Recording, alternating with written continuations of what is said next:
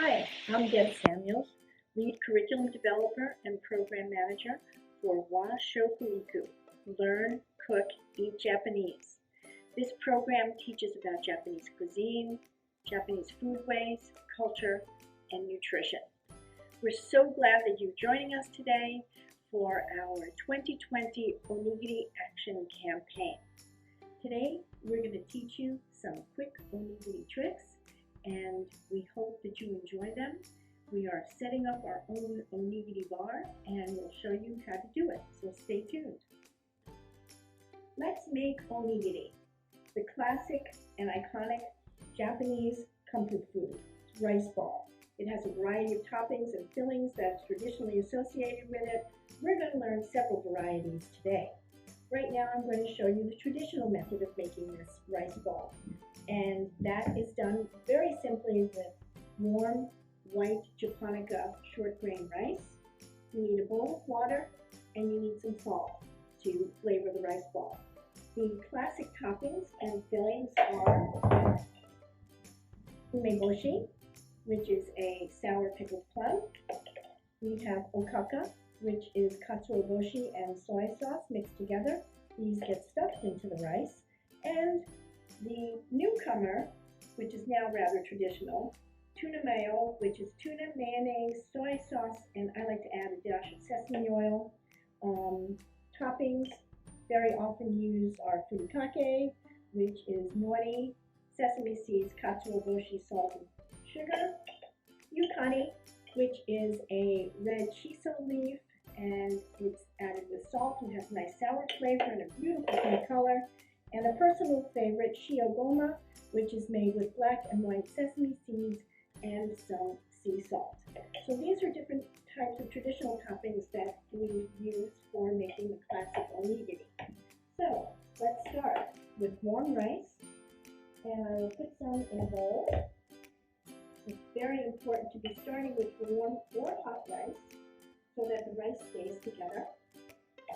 And I will take my paddle, which is a new style, dimpled on the outside and has a stand here.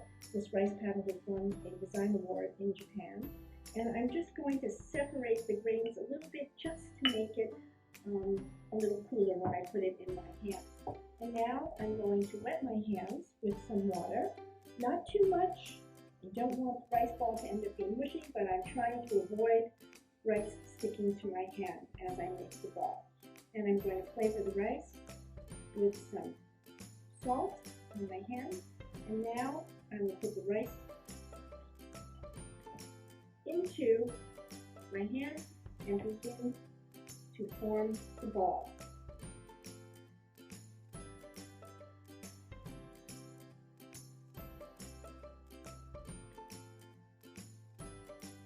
We're ready for the seaweed, which is your nori. Rough side goes against the rice, shiny side out, and there you have your classic onigiri. Let's do some other things with some interesting stuffings and some fillings and some toppings. This is my onigiri bar selection today. Tuna mayo, I have green peas, topping of black, white sesame seeds and salt, a little yukari, which is a furikake, rice sprinkling that is made with dried plum and salt. And we are going to make a type of onigiri, a new one, called gochiso onigiri or gourmet onigiri, with a combination of leftover salmon teriyaki, corn, and zucchini. I'm going to make these fillings by putting the rice into a teacup that has been lined with saran wrap or plastic wrap. And it makes life a lot easier. Your hands don't get messy, and you can do several at one time. It's always great to have all of your fillings ready for you.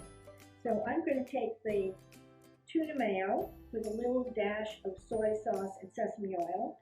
I'm going to put it inside the rice. It's about just under a half cup of rice, and make it indentation. And then I'm going to add just a little bit more rice to the top of it,